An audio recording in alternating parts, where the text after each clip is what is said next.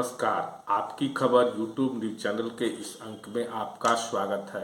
मैं हूं विवेकानंद उपाध्याय। झारखंड में प्रथम चरण में देश के चौथे चरण में चुनाव 13 मई को संपन्न होना है, जिसमें पलामू लोकसभा चुनाव क्षेत्र भी आता है। आज शाम 5 बजे चुनाव प्रचार का शोर थम जाएगा। पलामू लोकसभा चुनाव क्षेत्र से यूँ तो 9 प्रत्याशी चुनाव मैदान में हैं, जिनका फैसला 13 मई को मतदाता ईवीएम का बटन दबाकर करेंगे। परंतु 9 उम्मीदवारों में मुख्य रूप से 3 उम्मीदवारों की चर्चा है, जिसमें एनडीए की ओर से भाजपा के प्रत्याशी विष्णु दयाल राम, जो इस बार हैट्रिक लगाने के लिए चुनाव मैदान में उतारे गए हैं। इंडिया गठबंधन की ओर से ममता भूइयां, जो भाजपा में ही थी पहले, किंतु जब भाजपा से टिकट नहीं मिली तो निराश होकर राजद में शामिल हुई तथा चुनाव मैदान में लालटेन छाप चुनाव चिन्ह पर इंडिया गठबंधन की ओर से उतरी हैं। तीसरे प्रत्याशी पूर्व सांसद 2009 में जो पलामू लोकसभा चुनाव क्षेत्र से जेएमएम के टिकट पर चुनाव जीत कर गए थे, कामेश्वर बैठा, बसपा के टिकट पर हाथी छाप के सिंबल पर चुनाव मैदान में है। इन तीनों उम्मीदवारों की चर्चा है। हालांकि अब तक यह तस्वीर करीब करीब साफ हो चुकी है कि पलामू लोकसभा चुनाव क्षेत्र में मुख्य मुकाबला इंडिया गठबंधन तथा एनडीए गठबंधन के प्रत्याशी ममता भूइयां एवं विष्णु दयाल राम बीडी राम के बीच ही चल रहा है। जहां तक स्थिति का प्रश्न है, चुनाव मतदान की उल्टी गिनती शुरू हो गई है। आज शाम 5 बजे चुनाव प्रचार का शोर थम गया है। यदि चुनावी दृष्टिकोण से देखें तो प्रधानमंत्री नरेंद्र मोदी ने 4 मई को पलामू आकर पलामू लोकसभा चुनाव क्षेत्र में बीडी राम के पक्ष में रैली कर माहौल बनाकर चियाकी हवाई अड्डा से लौट चुके हैं।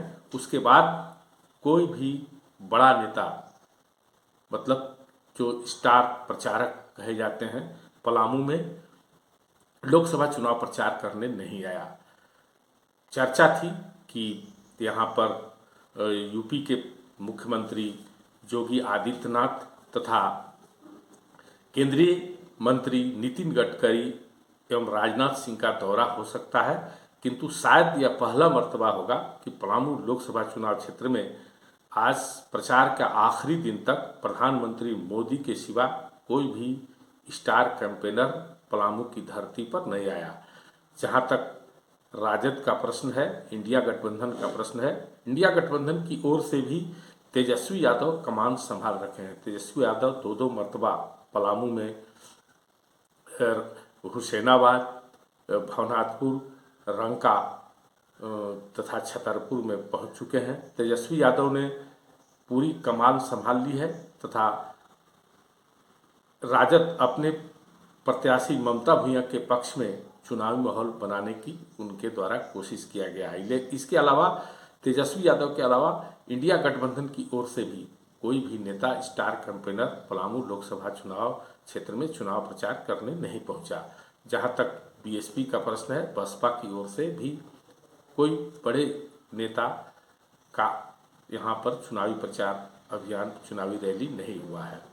कुल मिलाकर यह कहा जाए कि पलामू लोकसभा चुनाव क्षेत्र में शायद यह पहला मौका होगा कि यहां के मतदाताओं को इस बार स्टार प्रचारकों का दर्शन दुर्लभ सा ही रहा। पूर्व की तरह इस बार काफी कम स्टार प्रचारक पलामू की धरती पर आए। जहां तक पलामू लोकसभा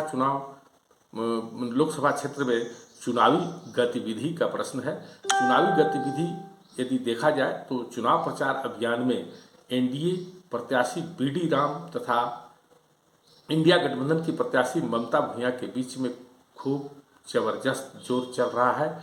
ममता भूइयां की ओर से जहां गढ़वा विधानसभा चुनाव क्षेत्र में झारखंड सरकार के कद्दावर मंत्री व गढ़वा के विधायक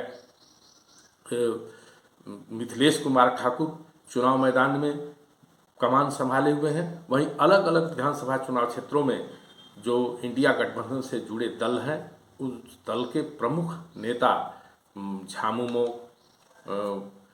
राजद का वैसे नेता चुनाव मैदान में ममता के पक्ष में चुनाव प्रचार अभियान में एड़ी चोटी एक कर पसीना बहा रहे हैं, जिन्हें आने वाले समय में विधानसभा चुनाव लड़ना है। इसमें हम चर्चा करना चाहेंगे। जैसे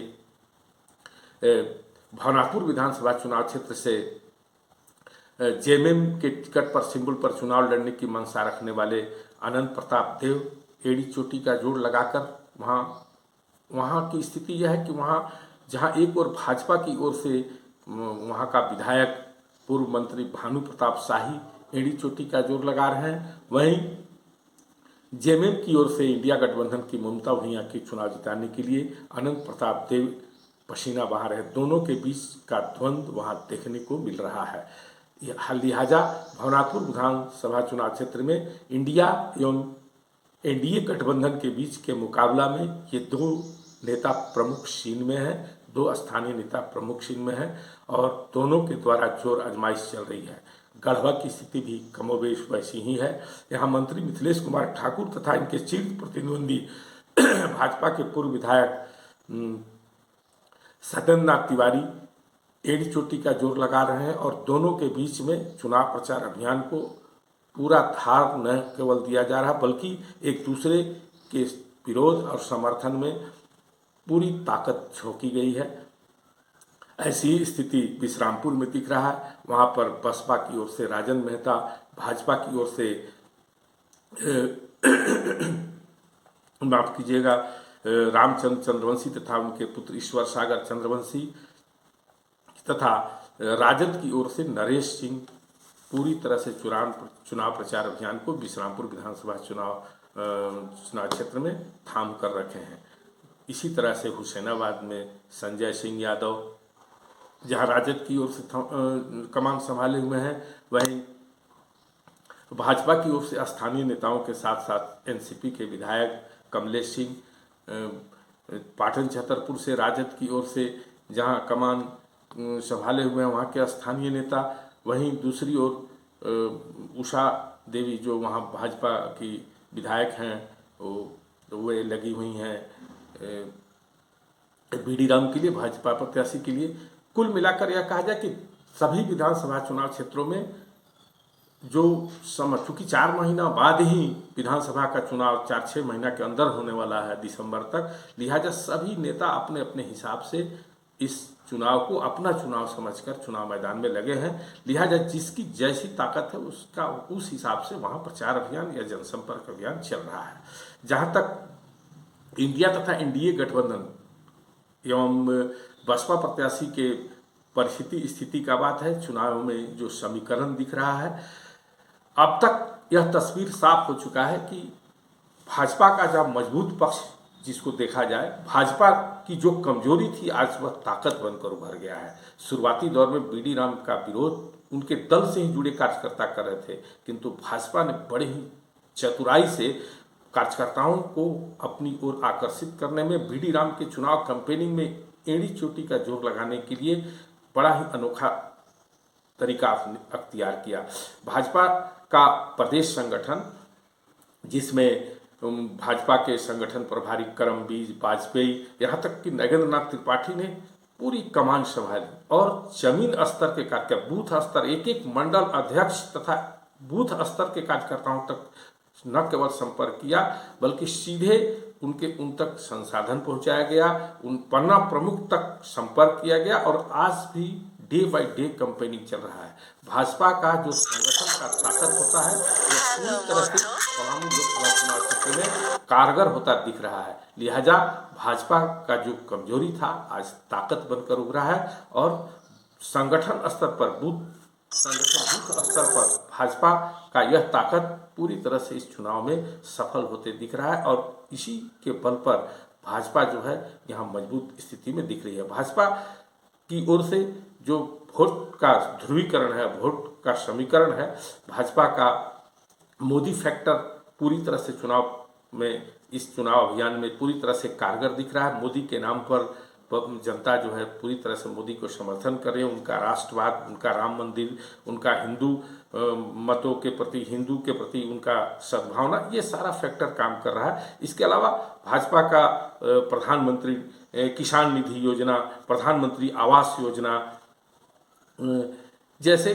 कार्यक्रम, उज्ज्वला योजना जैसे कार्यक्रम के लाभार्थी भी भाजपा के पक्ष में दिख रहे हैं। और भाजपा पूरी तरह से किसी मुद्दे को भुनाने में कितना कारगर हो सकती है, भाजपा ने यहाँ पर क्या किया है कि 5 माह से जो वृद्धावस्था पेंशन झारखंड सरकार द्वारा नहीं मिला है, नहीं दिया गया है, उसे भी भुना रही है भाजपा। उस पर भी एक मैसेज है, जो 60 वर्ष से ऊपर के मतदाता उनके बीच यह मैसेज है कि उन्हें 5 माह से सरकार जब पेंशन नहीं दे रही है झारखंड की सरकार, तो आगे क्या करेगी। तो इस तरह से भाजपा पूरी तरह से मजबूत दिख रही है। और बूथ मैनेजमेंट के स्तर पर भाजपा का अंदर ही अंदर ऐसा चुनावी कैंपेनिंग अभियान चल रहा है। भाजपा का 2 चीज़ बड़ा ही इस चुनाव में मजबूत फैक्टर दिख रहा है। एक उसका बूथ स्तर तक जो मैनेजमेंट है, और दूसरा जो पथ संचलन कार्यक्रम के जरिए भाजपा एक एक गांव, एक एक वार्ड, एक एक पंचायत में भाजपा के जो नेता है, भाजपा के जो कार्यकर्ता है, जो चुनाव प्रचार अभियान, डोर टू डोर संपर्क अभियान चल रहा है, उसका भी अच्छा खासा असर दिख रहा है। रही बात इंडिया गठबंधन की प्रत्याशी ममता भूया का, तो यह बात मानना पड़ेगा कि ममता भूया जिस रणनीति के तहत चुनाव लड़ रही हैं, वह अपने आप में बहुत बड़ी बात है। जिस पार्टी के पास राजद का संगठन, यहाँ बहुत कुछ नहीं है, राजद के एक भी विधायक पलामू लोकसभा चुनाव क्षेत्र में नहीं है। राजद का जनाधार संगठन के दृष्टिकोण से देखें तो राजद की स्थिति बहुत ही अच्छी नहीं है। खासकर गढ़वा जिले में गिरिनाथ सिंह को पार्टी छोड़ने के बाद राजद पूरी तरह से, राजद का जनाधार यहाँ संगठन के मामले में दरक गया है।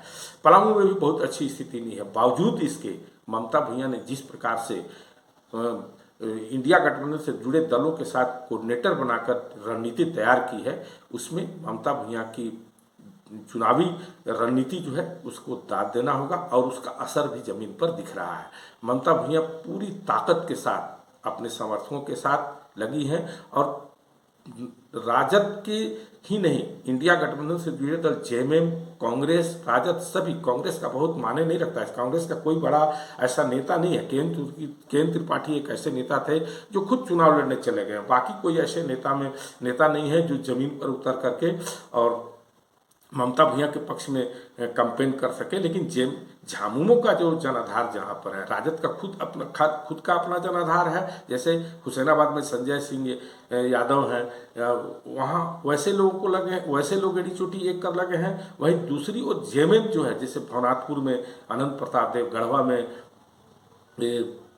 गढ़वा में खुद मंत्री मिथिलेश कुमार ठाकुर, विश्रामपुर में नरेश सिंह, ऐसे लोग पूरा एड़ी चोटी कर राजद के नरेश सिंह पूरे लगे हैं, और इसका ममता भूया को इसका जबरदस्त असर दिख रहा है। और सबसे बड़ी बात है कि इस बार के चुनाव में जो जातीय ध्रुवीकरण के हिसाब से देखें तो मुस्लिम फैक्टर, खासकर मुस्लिम बहुत ही एग्रेसिव होकर के राजद के पक्ष में चुनाव कैंपेनिंग नहीं कर, न केवल देखते रहे बल्कि पूरी तरह से मूड बना रहे हैं। लगता है कि इस बार चुनाव मतदान में मुस्लिम मतदाताओं का जो उनका वोट का असर होगा वो दिखेगा। हालांकि एक बात दिगर है कि अक्सर यह देखा गया है कि जब मुस्लिम एक तरफ होते हैं तो उसका असर हिंदू मत पर पड़ता है, और वहाँ हिंदू का माई समीकरण तक दरक जाता है। ये अगर ऐसी स्थिति नहीं रही तो फिर ममता भूया के लिए, ममता भूया भी पलामू लोकसभा चुनाव में इस बार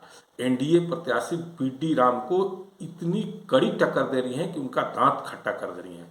ममता भूया, यदि भाजपा का बूथ मैनेजमेंट यदि ताकत नहीं रहता तो संभव था, या अभी भी ऐसा कहा जा सकता है कि हो सकता है, संभव है कि ममता भूया भी पलामू लोकसभा चुनाव में चमत्कार दिखला दें। चमत्कार का संभावना भी बन सकती है, ऐसा हो भी सकता है। किंतु जो भी हो, किंतु फिलहाल ऊँट किस करवट बैठेगा यह तो 4 जून को मतगणना के बाद पता चलेगा। किंतु इतना बात बड़े दावे के साथ कहा जा सकता है कि पलामू लोकसभा चुनाव क्षेत्र में बीडी राम पिछले चुनाव की तरह, जो 2019 के चुनाव में 4,77,000 वोट से जीत कर गए थे वह उतना कंफर्टेबल नहीं है। उन्हें हैट्रिक लगाने में इस बार ममता भूंइया ने जोर का झटका दिया है और ममता भूंइया का चुनाव प्रचार अभियान या किसी भी मामले में ममता भूंइया पलामू में बड़ी ही असरदार दिख रही हैं। जहाँ तक तीसरे प्रत्याशी बसपा के कामेश्वर बैठा का प्रश्न है तो कामेश्वर बैठा के पक्ष में बहुत समीकरण नहीं दिख रहा है। कामेश्वर बैठा के लिए एकमात्र विश्रामपुर विधानसभा चुनाव क्षेत्र है जहां राजन मेहता के प्रभाव से कामेश्वर बैठा की स्थिति मजबूत दिख रही है। इसके अलावा जो बसपा का परंपरागत जो एक जाति विशेष का वोट है उसमें भी भाजपा 25 से 30% से ऊपर लगभग 25-30% के बीच ही अटकी हुई दिख रही है। बल्कि राजद उससे ज़्यादा वोट, बसपा से ज़्यादा वोट जो चमार जाति का जो हरिजन का वोट जो भाजपा का दलित मत है वह वोट ज़्यादा दिख रहा है कि बसपा से ज़्यादा दिख रहा है कि राजद उस वोट को ले रहा है। इस तरह से पलामू लोकसभा चुनाव क्षेत्र में अब आज अंतिम दिन चुनाव प्रचार का 5 बजे चुनाव प्रचार का सुर थम जाएगा। पलामू लोकसभा चुनाव क्षेत्र में कौन जीतेगा कौन हारेगा या तो 4 जून को फैसला होगा, किंतु इतना कहा जा सकता है कि पलामू लोकसभा चुनाव क्षेत्र में एनडीए और इंडिया गठबंधन के बीच भारी टक्कर है और किस करवट बैठेगा कहना मुश्किल है। हालांकि लोग आमतौर पर लोगों को ऐसा लगता है या विभिन्न स्रोतों से जो बात सामने आ रही है, जो चर्चा है उसमें एज कुछ बीजेपी को ज़्यादा दिख रहा है।